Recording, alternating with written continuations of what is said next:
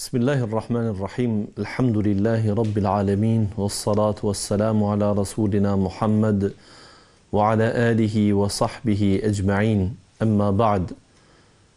Të nderuar të shikues kudo që jeni, ju përshëndesim. Assalamu alaikum wa rahmatullahi wa barakatuh. Takohemi në një edicion të ri të emisionit Kam një problem, që është një urlisë mes nesh dhe shikuesve tanë.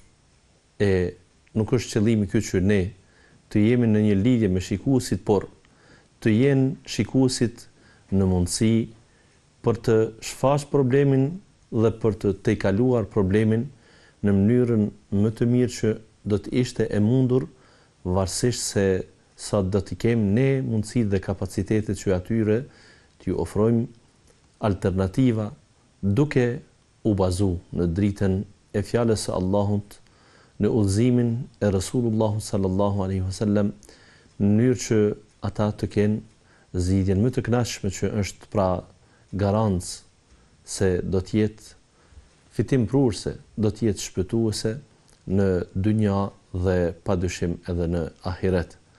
E lutim Allahun e plot fuqishëm që ai të na mundsoj që të jem fjalë e matur dhe fjalë e urtë për të ndërmjetësuar ndërmjet njerëzve që e kanë problemin, kanë telashet e tyre, kanë preokupimet e tyre, kanë zënkat e tyre, dhe që ata të kenë mundësi të dalin prej tyre, e që në fakt çka ka më mirë se sa një familje të jetë e lumtur, sikundër shejtani nuk dëshiron gjë më të madhe se sa të shkatroj marrëdhëniet e mira të njerëzve, në thekst të veçantë marrëdhëniet e mira ndërmjet bashkëshortëve.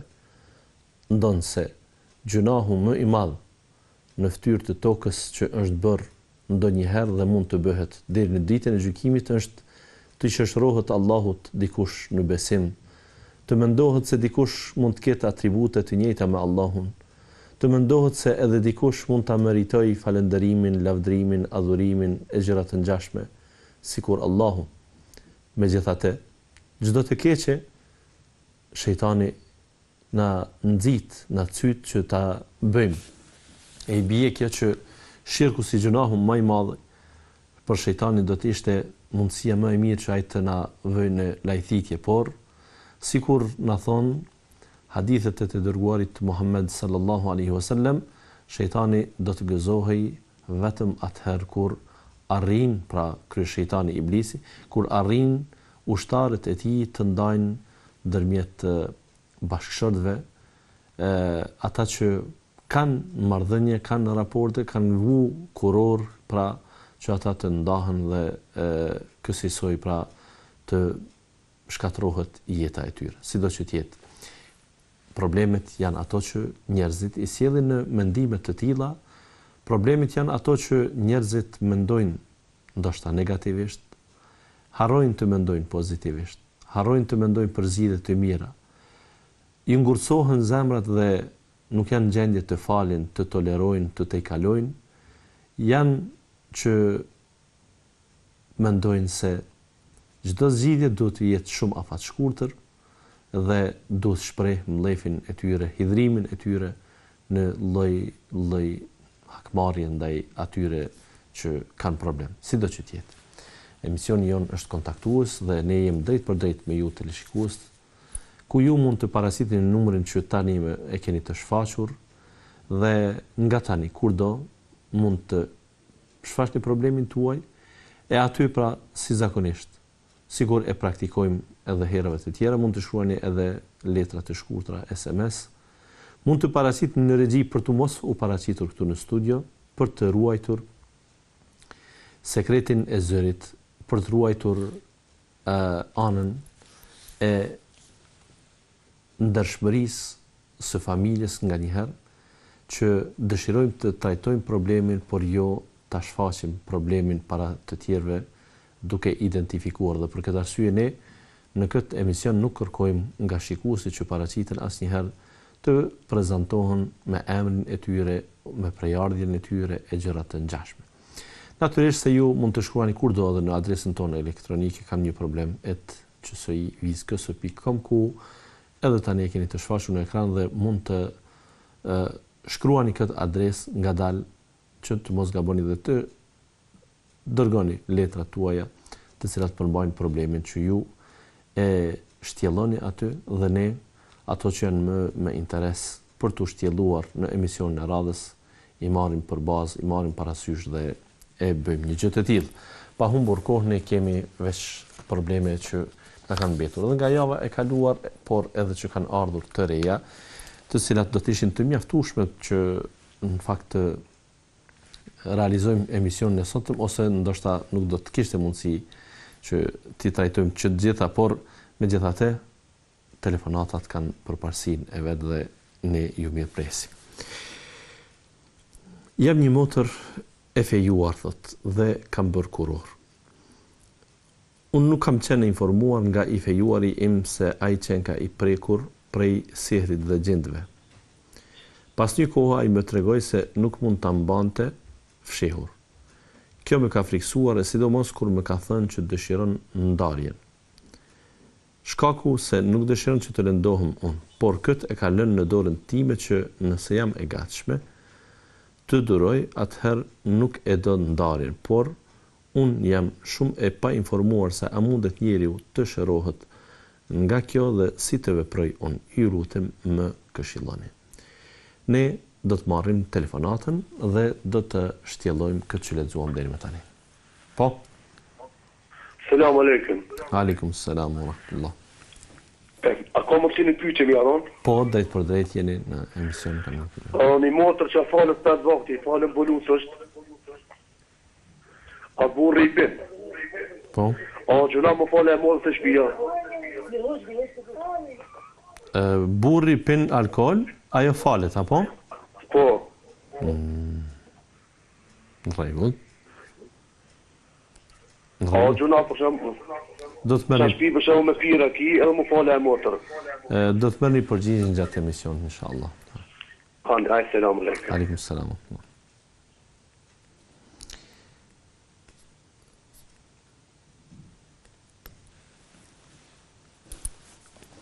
Pra, e fejuara dhe e kurorzuara e një djali ka kuptuar se i fejuari i saj, pra, në këtë rast, derisa thot e kurorzuar juridikisht në bazë të mësimeve të shariatit, ajo tashmë nuk konsiderohet në statusin e të fejuarës, por është në statusin e të martuarës që i bie, pra jo i fejuari, por lirisht mund të thoni bashkëshorti apo burri im, është i prekur nga magjia.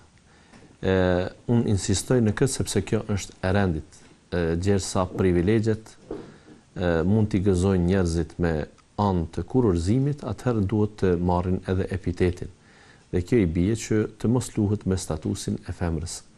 Pra, unë e kuptoj se e kurorzuar në ditët e sotme nuk po nënkupton të jetë edhe martuar që i bie, pra ajo ka të drejtë me të fejuarin e saj, të bëj veprimet e të martuarve, por që në fakt akoma nuk ka kaluar prej shtëpisë së babait në shtëpinë e burrit. Dhe kjo është ajo që e bën pikë dalluese pra në këtë rast. Megjithatë, po përsëris sheriatikisht do t'i bie se ajo është në statusin e të martuarës, pra nuk do të ishte në rregull të thuat i fejuari ka këtë problem.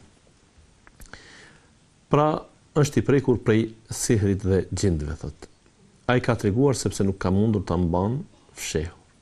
Natyrisht në këtë rast çështja shëndetësore e njërit dhe tjetrit bashkëshort do duhej të ishin të shfaqura në momentin kur bashkëshortët martohen. Sidomos kur kemi bëjmë me ndonjë sëmundje që do të ishte kronike, me ndonjë sëmundje e cila nuk mund të mbahet fshehur, me ndonjë sëmundje që lë pasoja në raportet martesore.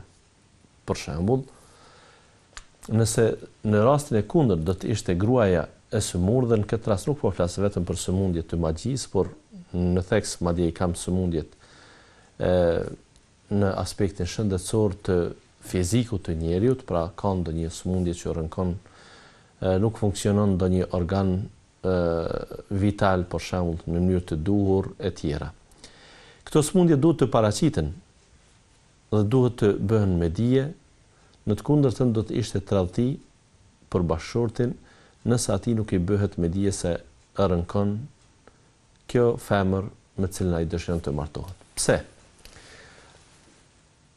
Ajo sëmundje do të shfaqet më njëherë pas martesës.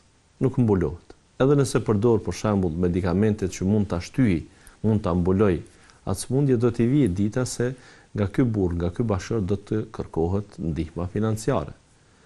Dhe ndoshta i njëjti nuk është në gjendje të bëj atë favor për gruan e tij, sepse nuk e ja lejojnë kushtet.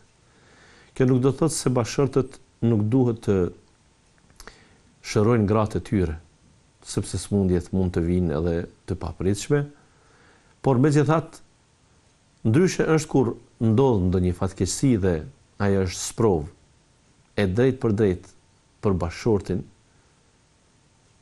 sepse i është dëmtuar, është sëmur bashkëshortja, e ndryshe kur ai e merr një vajzë të re me pretendimin se është gjithçka në rregull, dhe në fund do t'i del se ajo ka ndonjë sëmundje, sidomos sëmundje kronike, sëmundje që ka pasoja në shumë aspekte në familje.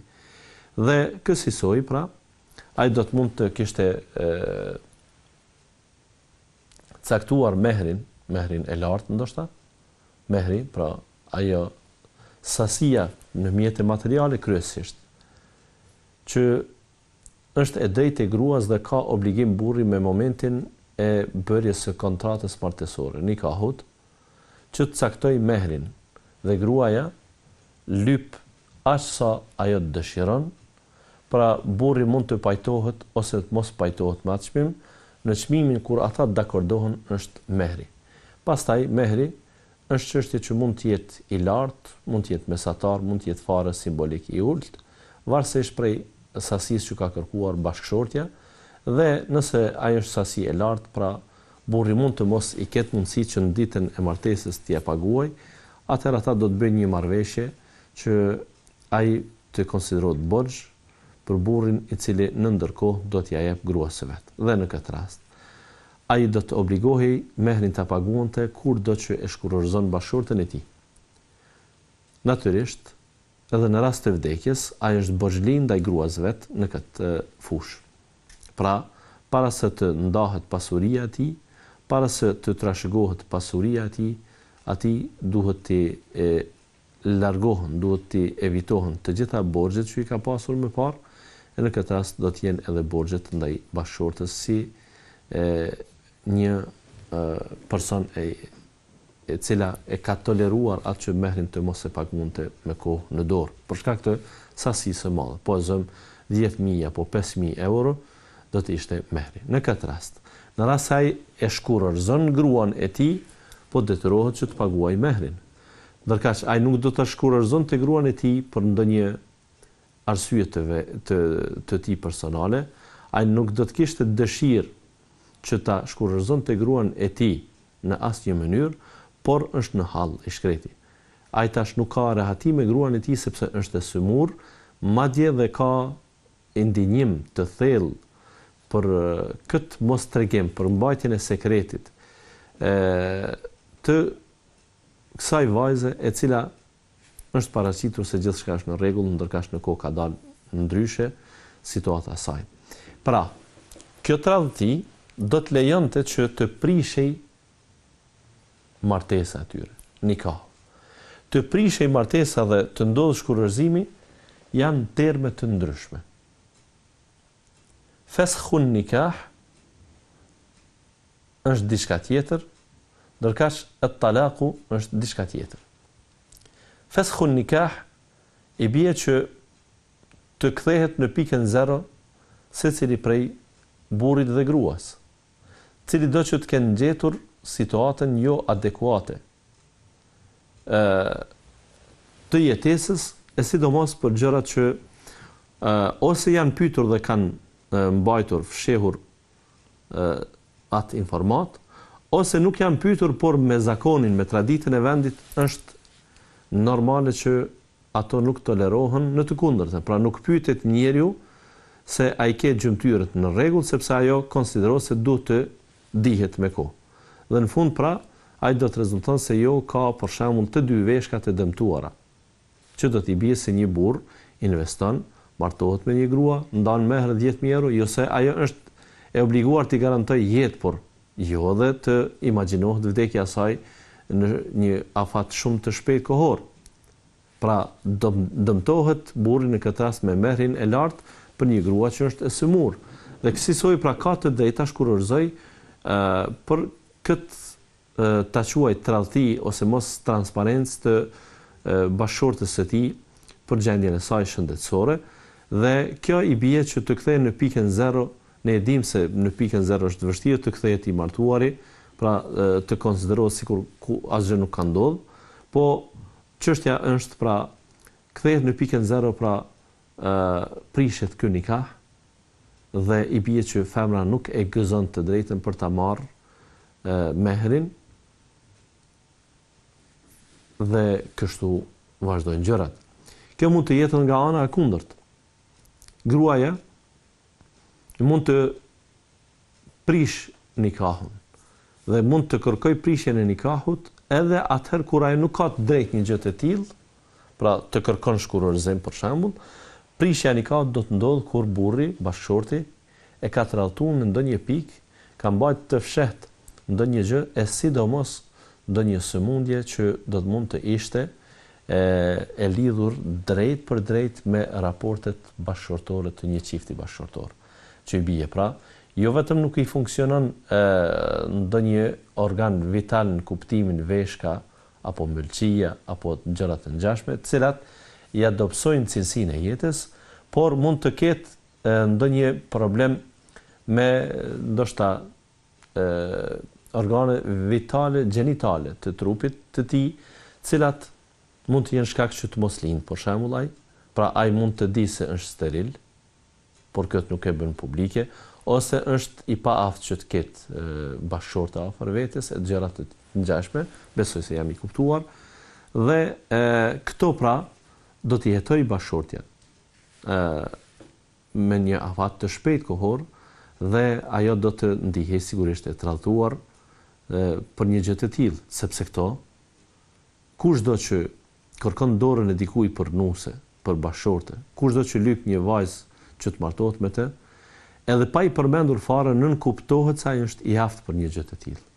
Dhe në rast se ai ka paaftësi dhe kërkon bashkëshorte, kjo nuk është mëkat. Nuk do të thotë se njerëzit e tillë nuk kanë të drejtë të martohen. Askush nuk po e thotë këtë. Por ata duhet të jenë transparent në këtë, sepse ka dhe grua, ka dhe femër që mund po ashtu të jetë në të njëjtën gjendje. Kjo nuk do të thotë se ata duhet me domos të mbeten të pamartuar. Jo, ata kanë të drejtë të martohen, por ku të martohen?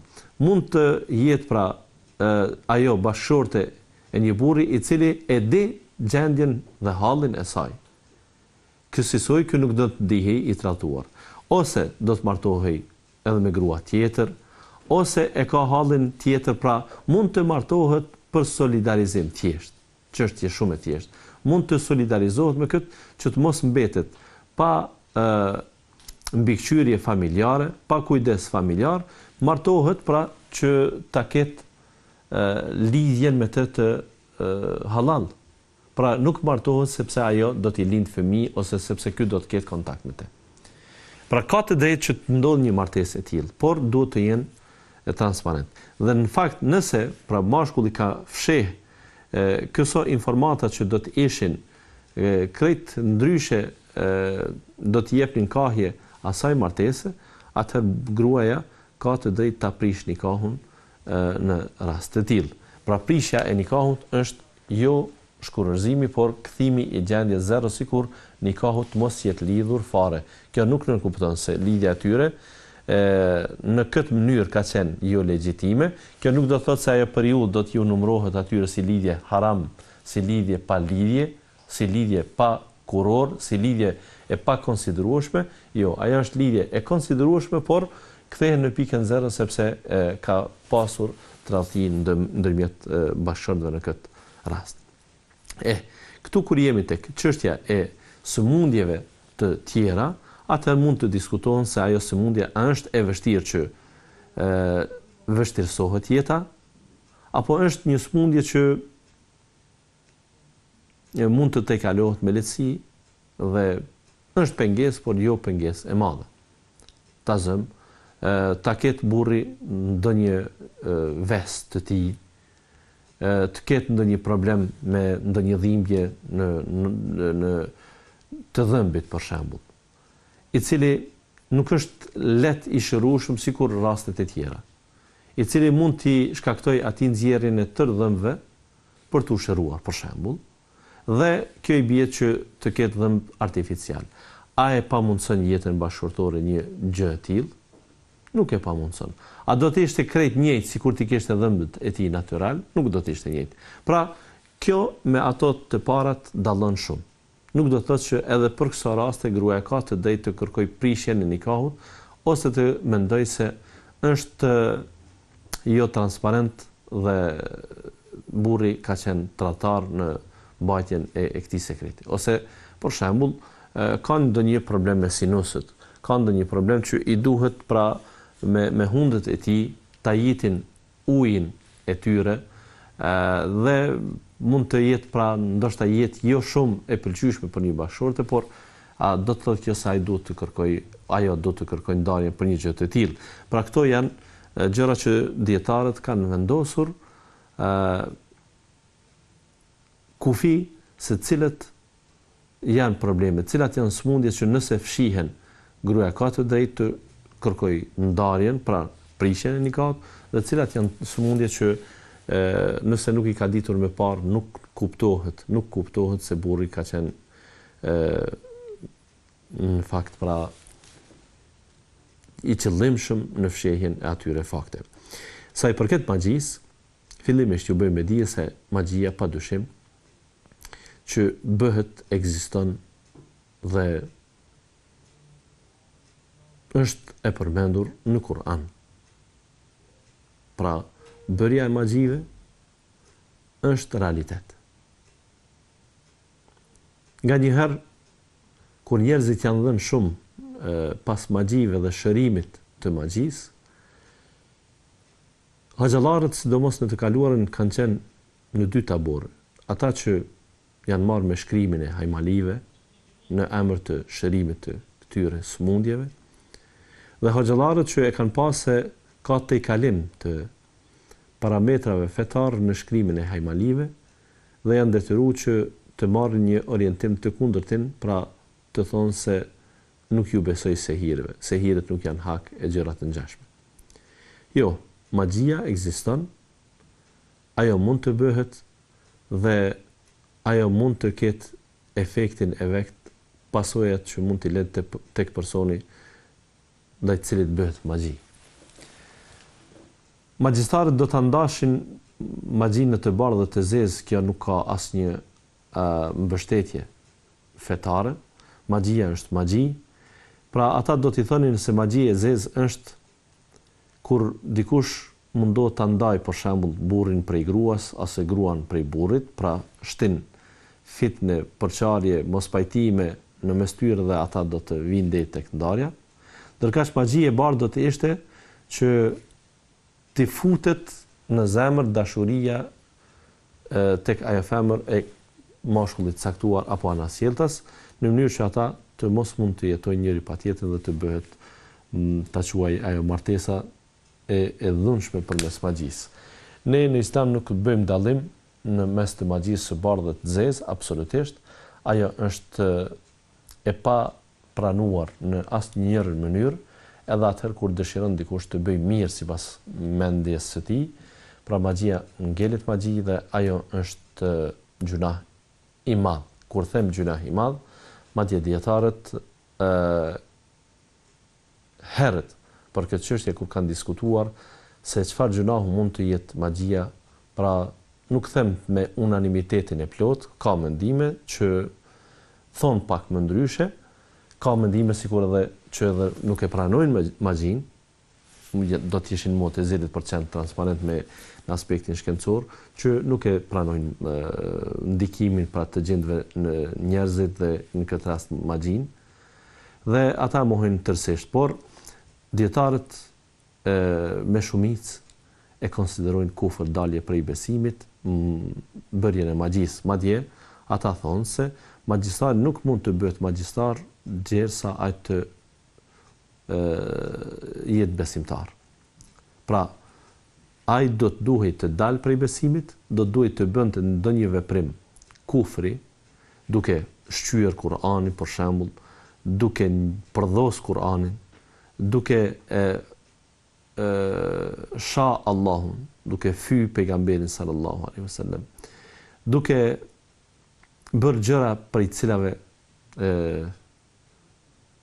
nuk do mend se nuk mund të shpëtoj besimi i një njeriu kur i vepron ato. Dhe ai kësaj pra kalon prej lidhjes me gjendet në magji, e cila magji do ta bënte atë që t'ju bëj dhe të tjerëve atë profesionin e tij, pra t'ju bëj magji. Do të vazhdojmë me këtë pyetje, sigurisht shumë me interes për shikuesit tanë, por njëherë do të pranojmë një telefonat. Selam aleikum. Aleikum selam wa rahmatullah. O gjendëruar, a bani pyetje? Urdhani drejt për drejt jeni, po.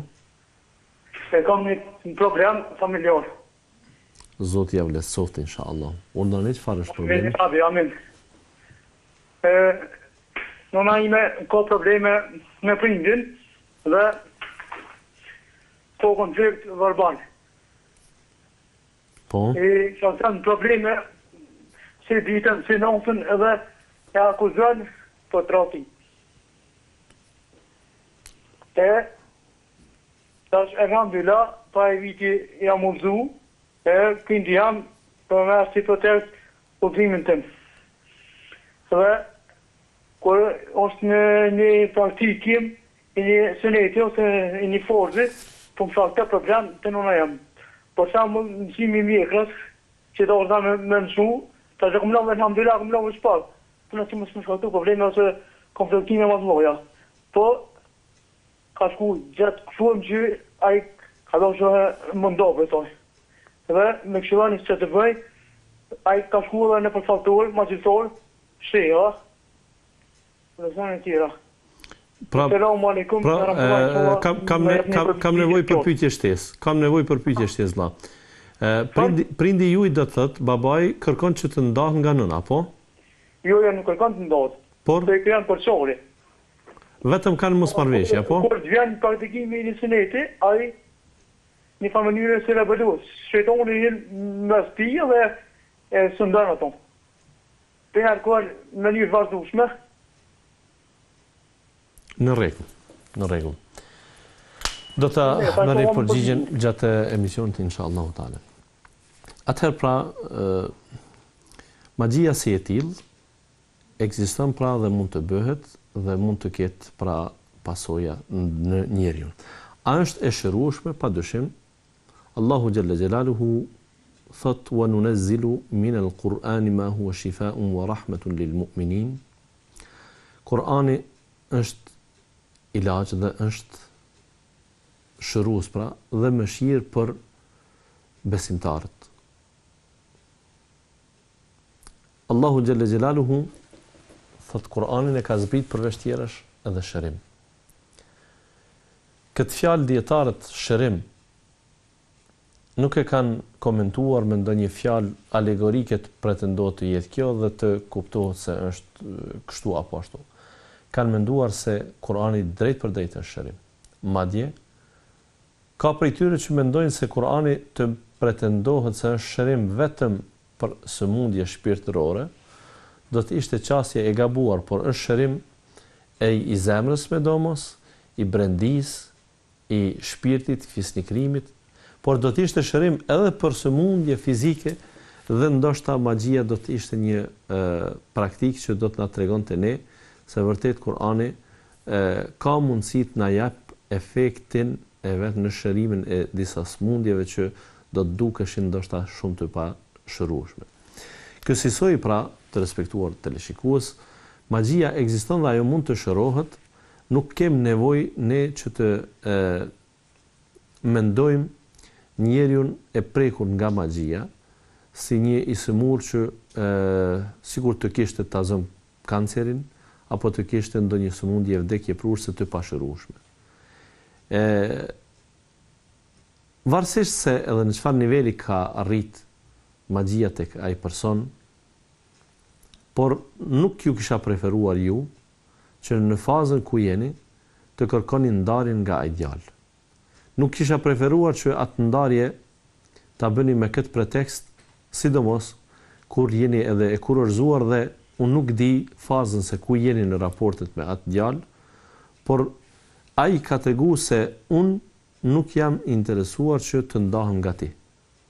Unë nuk jam interesuar që ti të mendosh se më ka humb dashuria dhe respekti për ty që ti të ndahesh, por ai është ndi keq që ka këtë problem, pra ka magjin dhe ndoshta ty do të merr në qafë në kuptimin nuk do të mund të kryet obligimet e tij ndaj teje, gjërsa ai është i sëmur. Dhe ju çfarë të bëni? Pra nuk do të kërkohej që ndoshta në këtë rast ju ti detajoni këto, po të ishin në bisedë ndërmjetësuesish, sigurisht që këto detaje do të i kuptonin se ajo magji çfarë reflekton në raportet tuaja. Është magji që ky ka urrëtie për ty, apo është magji që atë e bën si burr, si bashort, si mashkull të paaft ndaj jush. Pra, të gjitha këto duhet të shikohen, por jo të mendohet se ai ka magji, ka gjend dhe janë të pashërueshme këto. Ai duhet të ndjek rrugën e qartë në shërimin e magjisë, që do të ishte jo të shkojnë në përfalltar, jo të shkojnë në për pseudo hoxhallar që pretendojnë se janë hoxhallar dhe në fakt kurimin e magjisë, shërimin e magjisë e bëjnë me vetë magji, ose gjendet mundohen ti urtojnë me gjend tjerë, pra të bëjnë argat për dikë dhe natyrisht ata mund të bëjnë kësi kombinime, të bëjnë një shërim të përkohshëm të njërit apo tjetrit person, por sigurisht se gjendet janë raportues tek shejtani, tek iblisi, të cilët pra merren me magji dhe shkojnë me urdhat e magjistarëve. Kësaj i bie që ata nuk ta largojnë një pengesë ty të magjisë, derisa të mos e shtojnë një pengesë tjetër që i nënkupton kjo, pra ta absorbon imanin, të lidh për magjistarin, të lidh për hajmalin, e ndoshta do të shfaqet një lloj tejkalimi i sëmundjes, por ata prapë tratojnë. Edhe mundohen ta marrin imanin, edhe ta rikthejnë sëmundjen, magjin, që kjo do të thotë më mirë është që magjia që në ditët e para të kërkojmë shërimin, rrugën e shërimit, e që në këtë rast do të kishte vetëm një rrugë. Ajo do të ishte shërimi me fjalën e Allahut, me fjalën e Rasulullah sallallahu alaihi wasallam, shërimi me lutje dhe dua, të cilat do të ishin në përputhje të plot me parimet islame. Nëse nuk do të ishin të përpiluara nga ana e Allahut xhalla xhelaluhu, pra lutjet, ajetet e Kuranit, atëherë që të jenë lutje që kanë përmbajtjen konform mësimeve islame dhe nuk ndeshen me ato mësime në një mënyrë apo tjetër.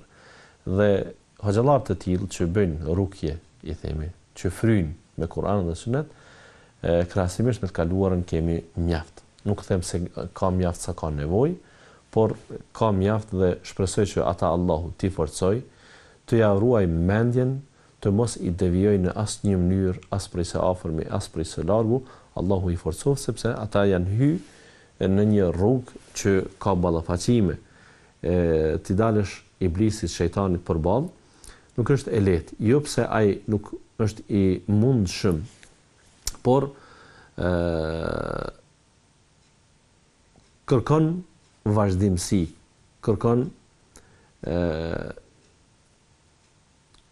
qëndrim stabil në rrugën e Allahu xhalla xhelaluhu, në mënyrë që shejtani të ketë ndikimin sa më të vogël dhe sa më të dobët në ju.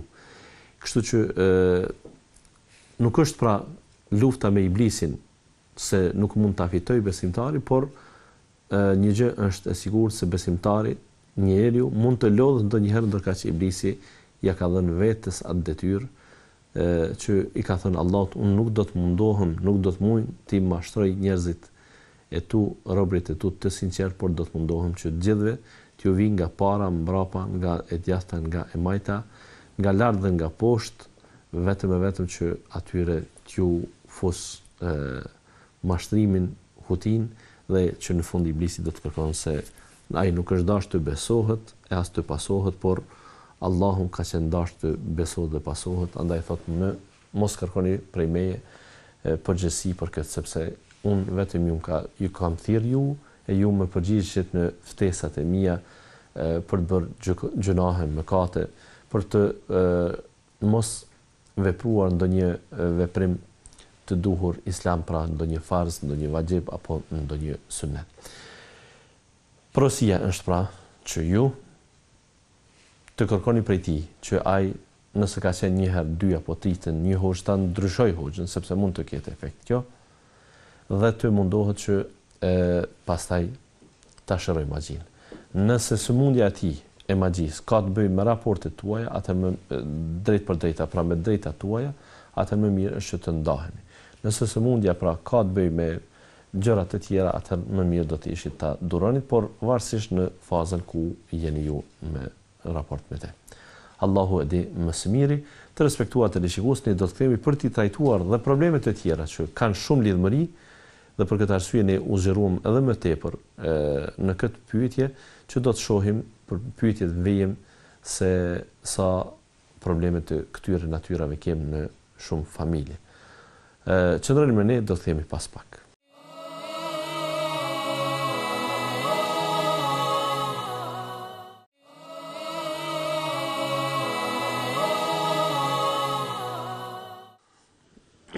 Padyshim Allahu e dërgoi mëshirë për mbar njerëzimin, Muhammedin sallallahu alaihi wasallam. Pasuesit e tij nuk do të ishin gjë tjetër përpos përhapësit më të mirë të vizionit të jetesës së përbashkët, të rahmetit, të ndjesisë për paditurinë e tjerëve e të ngjashme. Po i kalojmë shpejt këto dy pyetje që i kishim. Burri thot pi alkool, ndërkaq gruaja e tij falet në atë shtëpi, ka të drejtë të falet. Absolutisht kjo nuk është pengesë që gruaja të mos falet në atë shtëpi për shkak se aty mund të konsumohet alkooli. Gruaja në këtë rast, sidomos përballë burrit të vet, e ka pushtetin më të kufizuar. Dhe kjo nuk do të thotë se për faktin se bëhet një gjunah në atë shtëpi të mos kryhet obligime që të tjerët i ndijnë për obligime ndaj Allahu xhalla xhelaluhu, sikur është falja e namazit. Do të ishte bot kuptimi gabuar i njerëzve. Njerëz shumë gabojnë kur e mendojnë se Allahu adhurohet, por nuk është mirë që të bëhet laramani në adhurim ndaj Allahut. Pra ata mirë e kanë, nuk është mirë që të përzihen në mëkatet me sevapet. Nuk është mirë që të bëhen harame dhe të njëjtën kohë të kryhen farze, as të bëhen farze të kryen, por të bëhen edhe haramet. Më mirë kështu ta formulojmë. Kjo është mirë që kuptohet kësaj, por ata kur bin në ndonjë mëkat, pastaj sikur e justifikojnë veten se tashmë jam i paftyrë që të dal para Allahut dhe të falem. Namazi nuk është si që unë mund të falem në një shtëpi ku ka alkool. Ne mund të trajtojmë namazin, alkoolin si një materie e pastër apo e papastër, qysh e kanë trajtuar dietarët. Dhe në fakt nëse ne na bie në teshën, në trup apo në vendin ku falemi, është gjë tjetër. Por nuk mund të themi se në vendin ku ka alkool nuk duhet të falemi. Nuk duhet të themi se është mirë të futet alkooli në shtëpi, absolutisht. Ai duhet të largohet, fajtanibuhu la'allakum tuflihun. Allahu ka thënë, largohuni prej tij nëse doni të shpëtoni. Por nuk ka mendje të shëndosh që do të thoshte se kur ekziston një mëkat duhet të largohemi prej një farzi. Përkundrazi, në ato raste do të duhet që edhe më tepër të shtonim ibadetet. Qoftë farze të bëjmë edhe më shumë, pra të marrim edhe një farz që nuk e kryjmë deri më tani, e të mos flasim pra kur ne i bëjmë farzet, pra të shtojmë prej nafileve, nëse e shohim se imani jon po dobësohet në çështje të caktuara sepse të këqijat i sjellin të këqija tjera edhe më të mëdha, ndërkaq të këqijat luftohen me të mira. Pra namazin në atë shtëpi do të mund të ishte faktori kryesor që parandalon të këqijat e asaj familje, e jo që pasi përdor dikush alkool, atëherë edhe të mos falet kjo tjetra. Pra kjo është gabim. Nëna thot ka probleme me babain, pra me prindin thot, dhe përveç tjerësh e akuzon për tradhti e shumë gjëra të tjera. Mirë po, në fakt problemi i pyetësit nuk lidhej shumë me problemet që ata si prind i kanë, por thot kur nga një herë babai del prej kontrollës, preket shumë në çështje fetare, sikur është lëshimi i mjekrës ose të ngjashme, dhe pastaj i hakmerret nënës dhe prishet atmosfera në familje. Ai është konsumues i alkoolit dhe gjëra të tjera, pra dhe të mos ishte konsumues i alkoolit, kuptohet qartë rruga e tij devijuese që ai pason për sjelljet dhe qëndrimet që i pas ka në këtë drejtim. Pra thjesht mosdurimi me bashkëshortën është një faktor që tregon për një islam të zbehur. Edhe po të ishte pra imagjinata jonë se ai është musliman i shkallës së parë, në start pra me këso informata na bie niveli i tij. Nuk e ka më notën shkëlqyeshme, derisa ka marrëdhënie jo të mira me familjen e vet, me bashkëshortën e vet. Po edhe kur thuhet pastaj shumë e më shumë se akuzon për tradhti njëri tjetrin, pra cili do të qoftë, dhe akuzat për tradhti duhet të dëshmohen, të kundërtën janë shpifjet që janë të dënueshme fetarisht, dhe kjo pastaj fillon ta zbeh pasqyrën tonë për atë njeri. Mos të flasim kur thuhet se ai kur bëhet një e mirë në fe, kur njeriu avancohet në fe, kur djali pra edhe çështjen e mjekrës që është çështje shumë e thjeshtë, nuk ka vend as pak që njerëzit ta politizojnë një gjë të tillë. Derisa Allahu xhalla xjalaluhu ka thënë walaysa dhakaru kal untha, mashkulli nuk është sikur femra, dhe Allahu ka bërë dallime në krijim tek mashkulli dhe femra, dallime që i dim gjitha. Prej dallimeve me domos është se e vetmja gjë që prej flokëve, prej çimeve që ka mashkulli, ka edhe femra përveç tek mjekra. Andaj do të ishte mas diferencuese gjinore para se të ishte ndonjë parim fetar. Nuk do të thënë se mashkulli që rruhet e prish burrin, por megjithatë duhet shikohet se çka duhet të heket prej atyre që Allahu i ka krijuar në trupin e njerit dhe çka duhet të mbahet. Ne kemi edhe gjëra të tjera, sidomos meshkuj, që Allahu i ka krijuar por preferohet të hiqen. Dhe kur ato e hiqen, do të ishte një përformim i ndonjë parimi fetar, i ndonjë rregulli fetar, i ndonjë rregulli i pastërtisë e të ngjashme. A është mjekra prej këtyre kategorive që Allahu ka kërkuar të heqet? Jo. Përkundrazi, thirrjet e Muhamedit sallallahu alaihi wasallam janë që ajo të mbahet.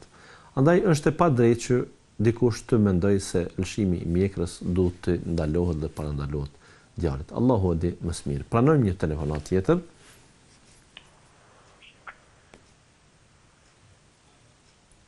Po?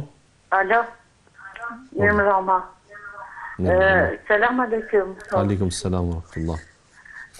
Jam një motër e drengosur, vllau im jeton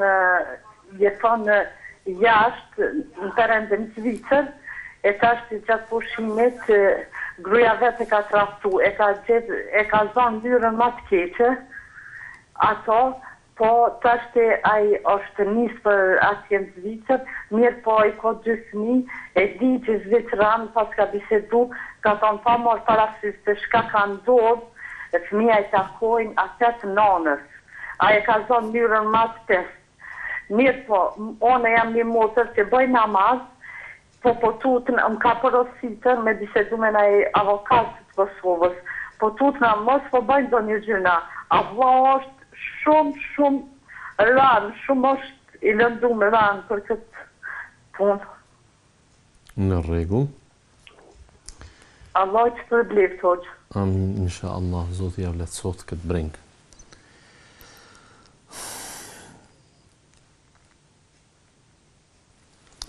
Vllai thotë është i martuar, ka 2 fëmijë, jeton jashtë vendit, pra është në Zvicër, kurse gruaja e tij e ka tradhuar i bie, pra e ka zënë në flagrancë ndoshta me ndonjë tjetër njeri që kjo do të ishte e padurueshme edhe të përshkruhet e të mos flasim kur thash ne nuk guxojmë të shprehim akuza tradhtie ndaj njëri tjetrit, por kur argumentet ekzistojnë atëherë këtu gjithçka përfundon. Sa i përket këtij aspektit se ka pyetur atje dhe fëmia i takojnë nënës, është e vërtet, sidomos në vendet në perëndim, kanë prioritet në këtë çështje, por nuk është ndarja nga gruaja gjithmonë të shikohet vetëm në prizmin e interesit tek fëmijët. Sepse po të mos dihet realiteti i gruas, është më e lehtë. Ndërkaq të dihet realiteti i saj dhe të mohohet ose të kuptojë ajo se ti nuk dëshiron që të marrësh masa ndaj saj në shkurërzim, asaj krijon një avantazh shumë të madh në kuptimin se do të kupton një dobësi që ju keni, qoftë për fëmijët, qoftë për diçka tjetër, në këtë rast ju për fëmijët, dhe ajo do të bëhet një komandant jo vetëm në aspektin e moralit që nuk ju pyet më fare, por do të jetë një njeri i padurueshëm se kupton një dobësi që ju keni dhe se ndarjen e shehni të pamundshme. Nga e merr këtë frymëzim gruaja e merr nga fakti se nuk ka diç më të madhe ndërmjet bashkëshortëve të ndodh se sa tradhtia, që po quhet tani, se sa zinaja. Dhe nëse bashkëshortët atë e tejkalojnë, nëse bashkëshorti, pra burri, e di realitetin e gruas vet dhe të tillë e mban për bashkëshorte, në gjuhën e shariatit quhet dejuth, njeri i pandjenja, njeri i pakurfar xhelozie. Ne shpesh pyetemi për xhelozinë e tepruar dhe në fakt kemi probleme me xhelozinë e tepruar të meshkujve që dyshojnë në gjërat më elementare tek femrat. Pra nuk dëshirojnë të lënë, siç thot populli, të marrin frymë nga xhelozia që kanë, por jo edhe në këtë masën e kundërt, pra që ajo xhelozia të tretet fare dhe të mos ekzistojë. Nuk ka fëmijë që mund të shihet nga ky prizëm me dashuri kur ti ke nën e tyre lavire nën kuror. Andaj këtu duhet që të përdor çdo metodë që t'i ketë edhe fëmijët. Dhe në fakt fëmijët, sikur në Zvicër dhe në vende tjera, përveç se mund të jenë me nënën, ata të njëjtën kohë janë edhe me babain, sepse po ashtu ai ligj nuk ja mundson që të jenë fëmijë të njërit prej bashkëshortëve dhe të mohohet e drejta për vizita. Nëse kjo që ju thoni, pra vëllai juaj e di mirë se ajo ka tradhuar dhe ka argumente të plota, atëherë nuk kisha diskutuar për çështjen e vazhdimit të martesës. Edhe po ta dinte se kur fëmijët nuk do t'i shihte në jetë, ndonë se kjo është absolutisht e pamundshme. Fëmijët mbase do ta kuptojnë realitetin sepse këta janë ndarë. Kjo nuk duhet të tejkalohet. A ka mundësi që ajo të thotë se kam gabuar dhe ky të tejkalon këtë gabim, është këtë temë tjetër. Pra ata duhet të ulen, ndoshta dhe akuzat ose dyshimet e tij mund të jenë të tepruara. Ndoshta ky mendon se e ka tradhuar, por argument të drejtë për drejtë nuk ka. Megjithatë, kështu do të ishte gjendja. Unë mendoj, jo si avokat që po flas tani, jo si jurist, por megjithatë nuk dua të mbahem aq larg sikur të mos kuptohet drejtësia, përderisa drejtësinë e Allahut xhalla xhelaluhu veç e kemi studiuar. I bie që do të kishte dallim tek nëna e cila ndahet për çështje morali, edhe nëna e cila ndahet për padurimin e babait për çështje tjera, pra. Nuk duhet të shikohet kjo gjendje, por megjithatë duhet shikohet se çka ka sjell këtë situatë. Pse ata të kenë 2 fëmijë, të kenë një jetë martësore pale sa vite dhe tash të përfundoj me këtë lloj tradhtie. Gjë që kisha dashur që të vazhdojmë me pyetjen tjetër, nëse nuk kem dikë në linjë. Garexhia, kem dikë në linjë? Po, urdhoni të mos pres. Urdhoni. Selamu alaikum wa rahmatullahi wa barakatuh. Aleikum salam wa rahmatullah. Hoq, jam dëgju se i kalum për pyetjen për probleme familjare. Po? Deshta me citu dhe se problemi është që une, kur pa du me këshillën, me ajo për në time, dhe pa du me përpyqen qasë ma kjot. Problemi është që du me këshillu, si me vepru. Problemi nuk dhe më thonë se ja ka njës, në momentin që jam mësun, pa ja ka problem, prej se ja ka njës. Pikë sfori, për një jam, ka ndosë më ndonë më përpora, për se ka njën familja vetë, që janë komenon time. Edhe, nëna ime më ka thonë që unë edhe nështë edhe isha folë, për nuk gëtëzoj, edhe ato pjetë alkohol. Më falë, kjo prindi juaj, është baba juaj? Po. Në rregull. Po, faleminderit. Ne do të rikthehemi, por gjersa ishim te kjo pyetja fundit, pra e dëgjueses më përpara dhe shikueses ton, e cila pyet se vllai kishte tratuar, thot, një grua tjetër thot, jam e martuar që 9 vite, burri qëndron më shumë në gurbet. Edhe kur vjen, nuk është e aftë të kryet detyrat e veta. I kam thënë që të shkoj tek mjeku, por ai nuk pranon. Një ditë flen 3 javë pauzë. S'po di çfarë të veproj. Një ditë aq më humbi durimi saqë kam filluar të flas me një tjetër. Jam në hall të madh, s'di çfarë të bëj. Pra,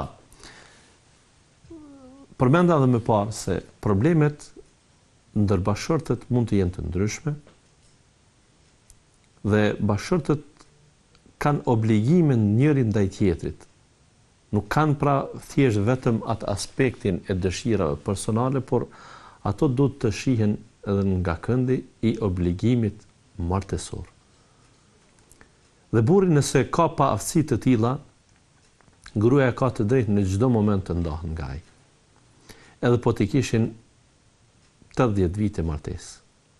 Edhe po të kishin shumë vite martesë, edhe të kishin shumë fëmijë, edhe të kishin harmoninë më të madhe, gruaja kurdo që ndihet se ka nevojë për burrin e vet dhe burri është i pa aftë që të kryej detyrat e tij, atëherë ajo ka të drejtë të kërkojë ndarjen, të kërkojë shkurrëzim. Allahu xhalla xhelaluhu ka dhënë shumë mundësi para se ne të mendojmë keq. 9 vite martesë janë shumë. 9 vite durim për një grua janë tepër. Qëndrimi i burrit më shumë në gurbet pa gruan e tij mund të bëhet me harmoni dhe me bindje të gruas, mund të bëhet me marrëveshje, mund të bëhet edhe me paralajmërim se unë jam në gurbet, nuk mund t'i rregulloj letrat, nuk mund të jetosh me mua gjëra të ngjashme. Në fakt, Allahu i shpërblet gjitha ato nëna, po i them nëna kuptimin e moshës, se populli jon është i njoftun me trasimin e rrugës së gurbetit për të siguruar kafshatën e gojës, dhe gjitha ata burra kanë jetuar me vite e vite pa familjet e tyre dhe me nga 2-3 javë pushim që kanë gjetur në 2 stinët në Dverë dhe në Dimër, kësaj kanë kaluar tërë jetën e tyre dhe kjo në fakt ka qenë durim nga ana e grave dhe Allahu ja kompenzoft i shpërblet që të gjithë për durimin e tyre, për moralin që kanë ruajtur përkundër këtyre fazave. Megjithatë, ka qenë e tepruar dhe kjo nuk ka qenë e pranuar sheriatikisht.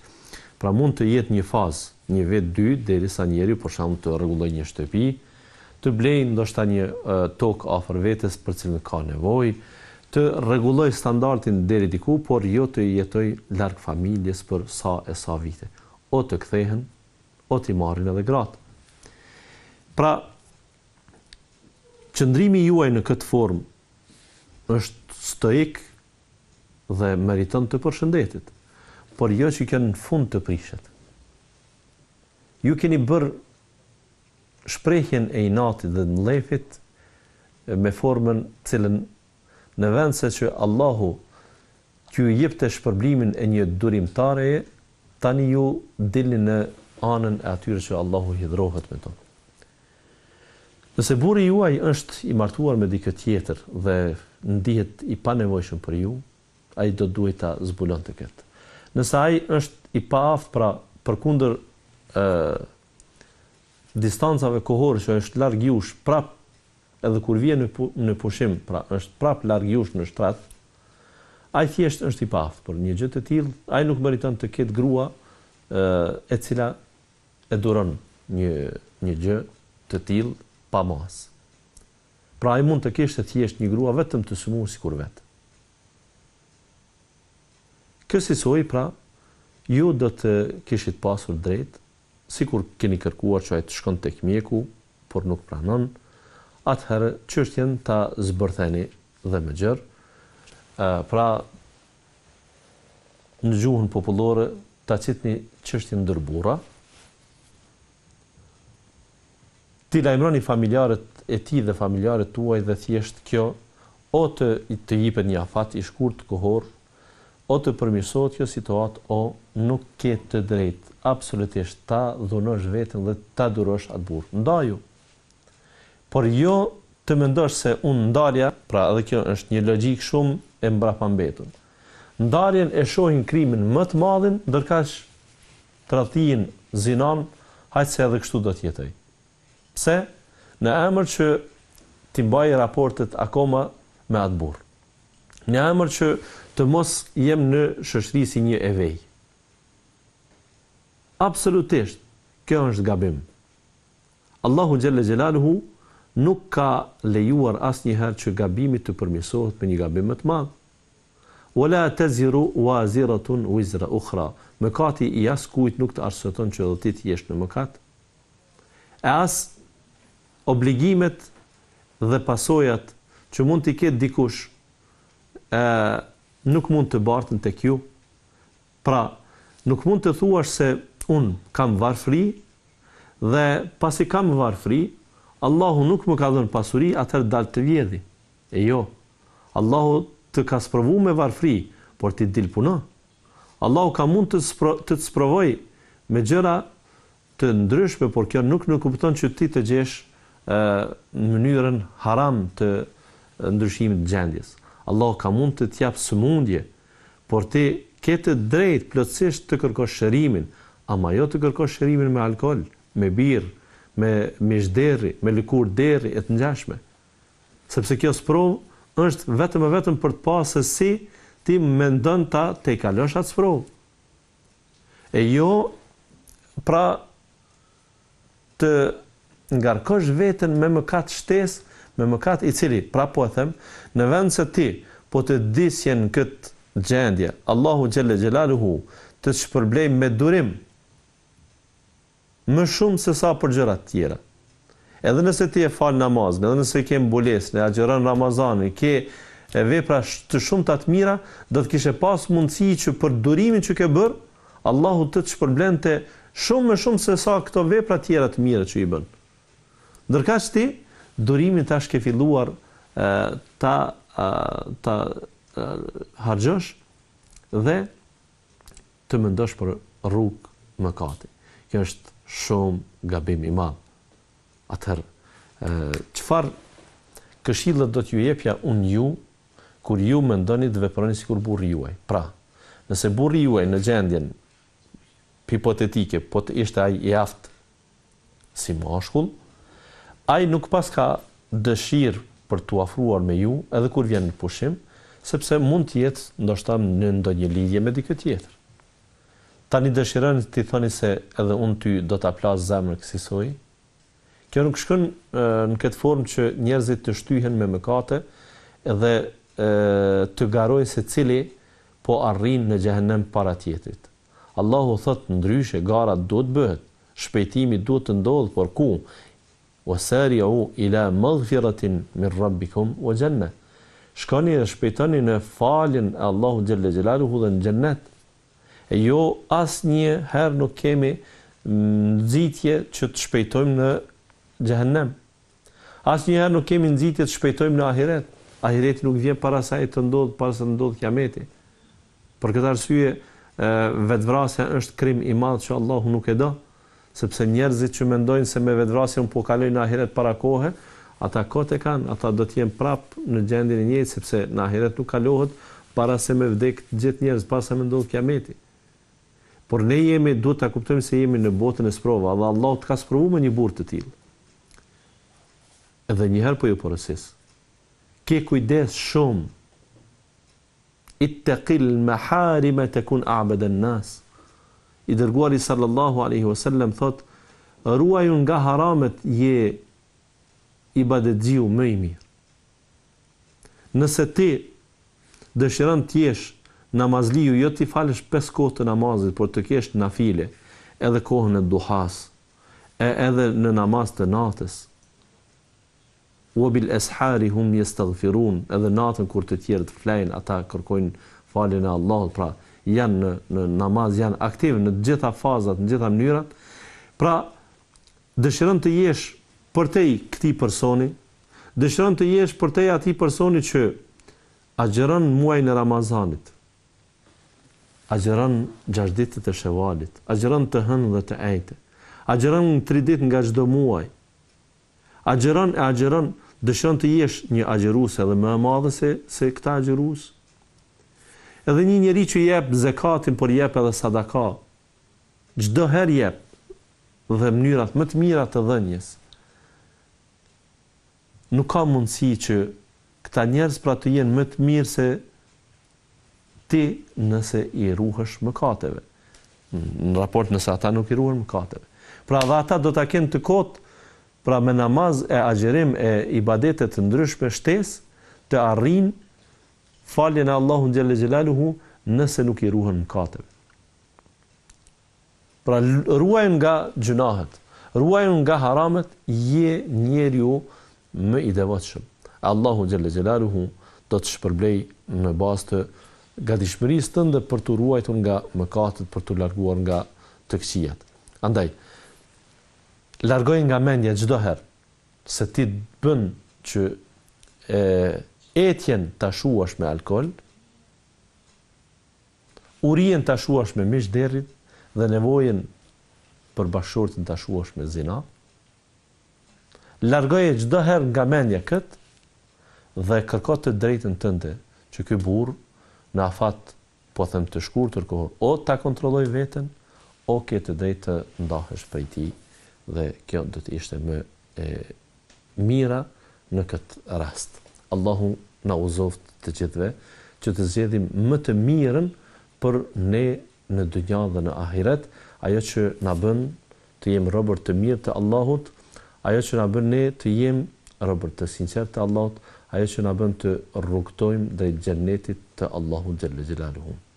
Të respektuar teleshikues, bëjmë edhe këtu një shkputje tjetër për të rikthyer përsëri për të vazhduar rrjedhën e emisionit Kam një problem. Qëndroni me ne.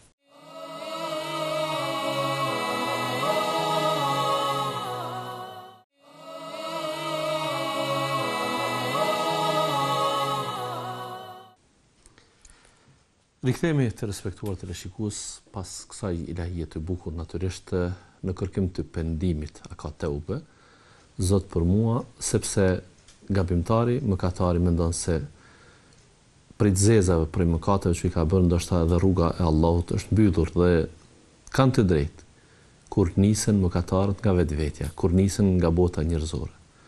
Ne jemi në gjendje që dikujt ja falim një herë një gabim, të dytën herë, të tretën i themi tashmë e ke tepruar. Përveç tek Allahu xhalla xhelaluhu, i cili nuk mbyll rrugën e pendimit. Nuk ka pendim, nuk ka mëkat që e mbulon mëshirën e tij. Andaj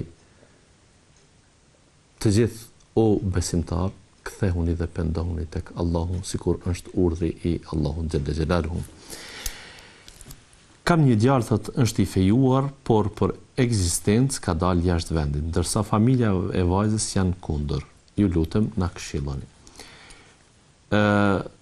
Nëse ai ka dalë jashtë vendit, është i fejuar, pra, ka dalë jashtë vendit, ai është mirë që të sqaroj se për çfarë arsye ka dalë dhe në çfarë periudhë kohore mendon të kthehet. Nëse është fjala për ekzistencë, sikur përmenda, njerëzit kanë nevojë të dalin jashtë vendit për një afat të caktuar kohor,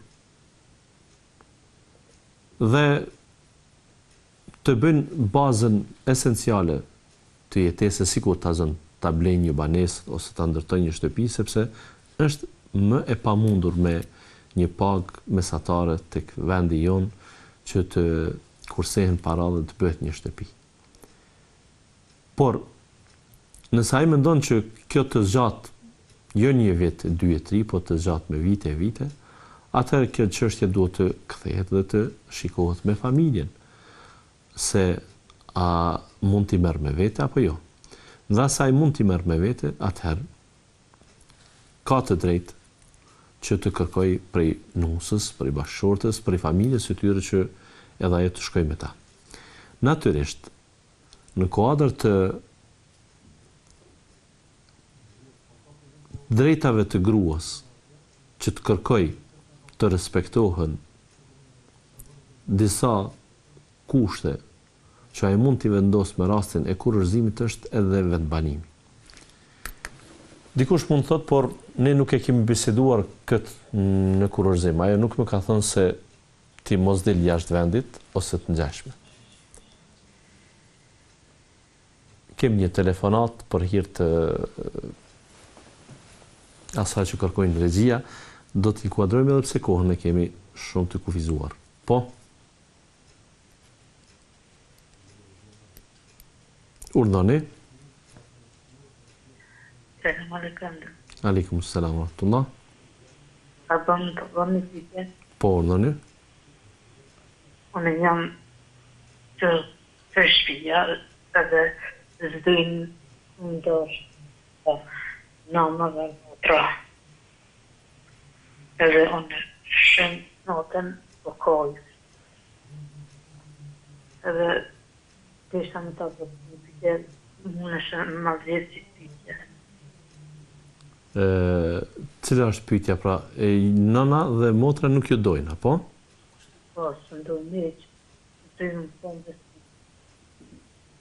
Dhe ishta më di pyetje për çka, për dojnë në fondës. Në rregull.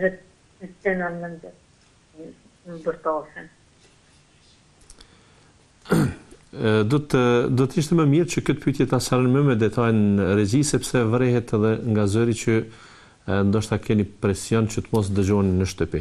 Atëherë lëreni pyetjen, nëse jo sonte, atëherë në javën e ardhshme e trajtojmë inshallah taala për të kuptuar më detajisht se çfarë ju preokupon konkretisht. Pse pra ka ardhur ajo mos dashuri e tyre? Përndryshe ne si hoxh dhe si njeri nuk do të kishim kurrë mundësi që të kuptonim me ndonjë far parametri që mund të imagjinojnë ndokush se pse dikush e do dikon e nuk e do dikon tjetër. Pra thjesht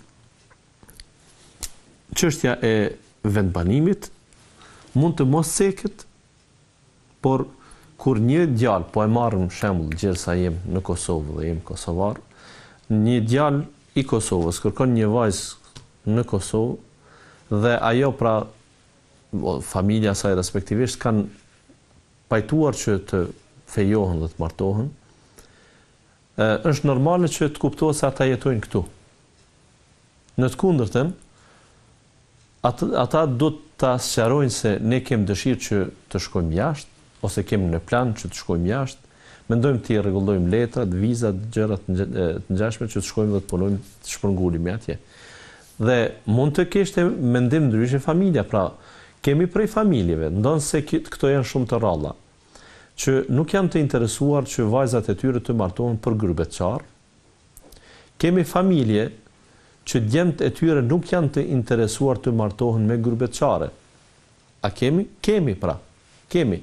Janë në numër shumë të vogël krahasim me të kundërtën. Kemi shumë e më shumë ata që kërkojnë pra djem kosovar dhe familje të tyre të martohen me vajza sidomos që kanë viza, kanë mundësi të qëndrimit të përhershëm në vendet e Bashkimit Evropian me tekst të veçantë. Kemi pra edhe në raste të kundërta që vajzat të martohen për djem që po ashtu janë atje për të pas një ekzistencë më të mirë, më stabile e kështu me radhë, pra arsye që i japin njerëzit. Në këtë rast, pra familja do të kishin të drejtë që të shqyrtojnë fejesën në rast se djali juaj thotë se unë jetoj në Perëndim ose unë dua ta marr edhe vajzën e juaj në Perëndim. Ka vend që kjo të shikohet. Dhe rrjedhimisht kur të themi ka vend që të shikohet, mund të vijë edhe deri tek prishja e fejesës, derisa pra është ky djali juaj që keni bërë pra ju këtë pyetje, është i fejuar vetëm. Nëse familja nuk pajtohen, atëherë është e drejtë e plot, është e drejtë legjitime që ai mos pajtimi i tyre të reflektojë edhe në prishje të kësaj fejese. Pra, ata ju kanë pranuar për miq, ata ju kanë admiruar, ata kanë përzi familjen e juaj, por me kush që të jetojnë këtu, sepse dëshirojnë që vajzën e tyre ta shohin më shpesh. Dëshirojnë që vajza e tyre pra të vizitojë këta më shpesh.